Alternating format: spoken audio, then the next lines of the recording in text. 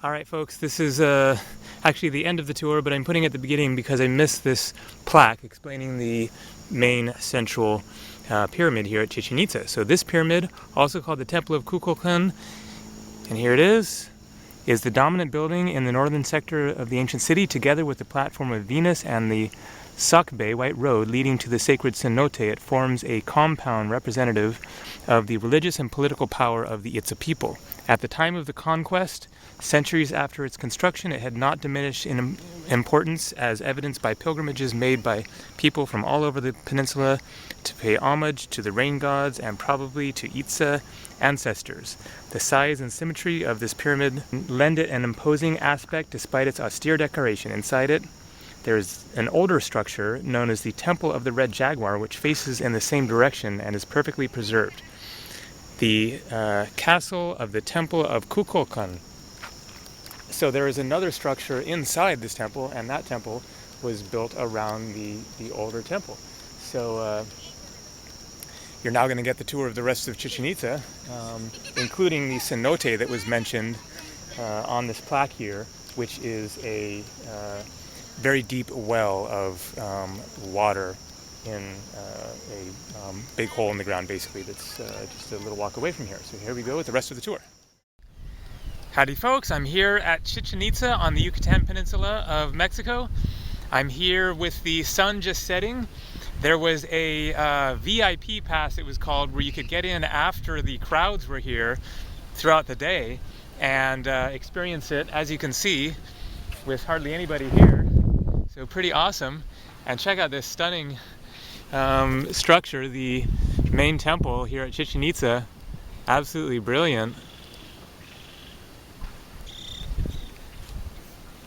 It would be really cool to be able to climb up to the top of that, but here you aren't able to. But we were able to at some of the other structures that we went to, or the other ruins of Koba and Ekbalam.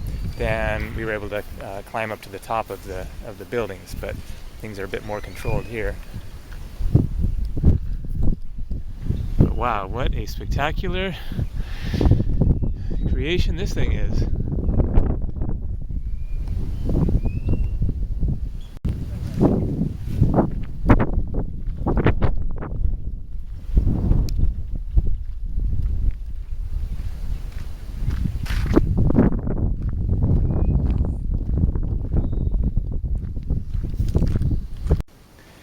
Temple of the Large Tables. This is a small pyramid formed by a four-tiered plinth, base or foundation, with a building on top where there are some rectangular altars supported by small atlases, from whence comes the name of the structure.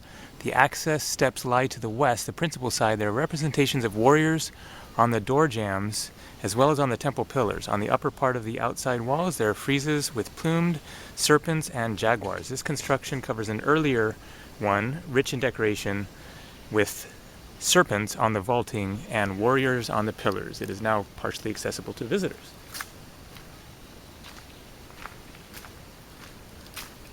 Some beautiful columns there.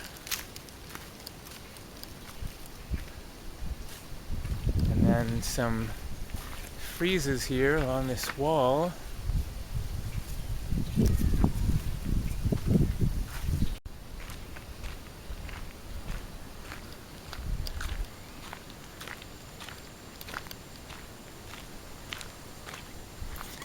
Plaza de las Mil Columnas, Plaza of the Columns, Plaza of the Thousand Columns. The main characteristic of the structure are the ample vaulted spaces held up by columns. It is probable that the function of this plaza was civic and religious. Its construction is dated in the late classic, early post-classic periods. It has a drainage system that gathers water and stores it in a natural depression northeast of the plaza. Besides the main buildings, there are approximately 40 plinths, which are built with stone from the buildings already in disuse in the plaza. These are the remains of constructions built of perishable materials and must have served very different purposes than the original buildings, since the spaces are very much reduced, perhaps as a center for humble inhabitants living amidst the ruins of what was once a great city. The restored pillar here was found lost among the aforementioned plinths. So they aren't showing any dates on the plaques here, but apparently the Mayan civilization is known to have come into being at least as early as the 4th century AD. And then it was around the 7th century or so that it started ramping up a bit, and then by about the 10th century it was kind of in its full phase. So, you know, these buildings were occupied for centuries. So through the course of anywhere from 700 to up to 1400 or so, then the Maya civilization was in existence, at least to some extent or another. Pretty awesome that I have this place to myself right now. It was just a mistake that we got here late. We ended up staying at a cenote and going swimming there. That's an underground lake. It was really amazing. So we stopped there on the way here, just kind of got a little bit of a late start. By the time we got here, it was 10 minutes before they stop issuing tickets, and then they start shooing people out 30 minutes after that. But then it turned out that they had this offer of a post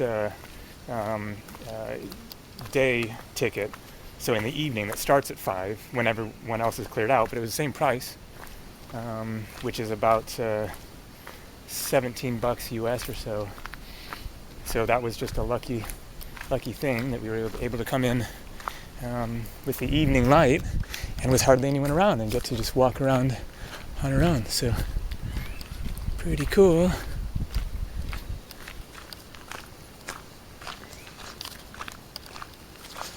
The market. This is one of the best examples of the gallery and courtyard type found at the site. Here, Mayan architects made significant construction advances, as in making wider vaultings and taller columns. Although its original use cannot be properly identified, it is obvious that it was closely related to the plaza in front, to which it is connected by a large stairway. It has a long frontal gallery with 3 accesses towards the plaza and 1 to the interior of the sunken courtyard. Near this access there is an altar with bas-relief representations of personages. Surrounding the courtyard are very tall columns which supported the roof, made of perishable materials, and which sloped towards the sunken courtyard, which was drained by a cut stone canal. It was built in the Maya Toltec style, 900 to 1200 AD. So here we have a date on this one at least.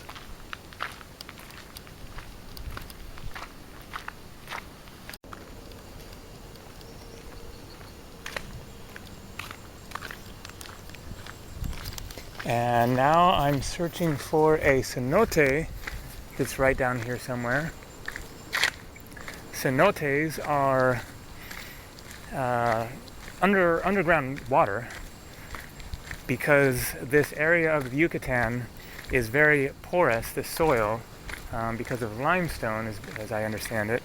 And so the water just seeps into the ground and then has created underground rivers and lakes and whatnot. And so all throughout this whole area are all of these cenotes. You see signs along the road just all the time of different ones that you can visit. So we visited one before here that was really spectacular.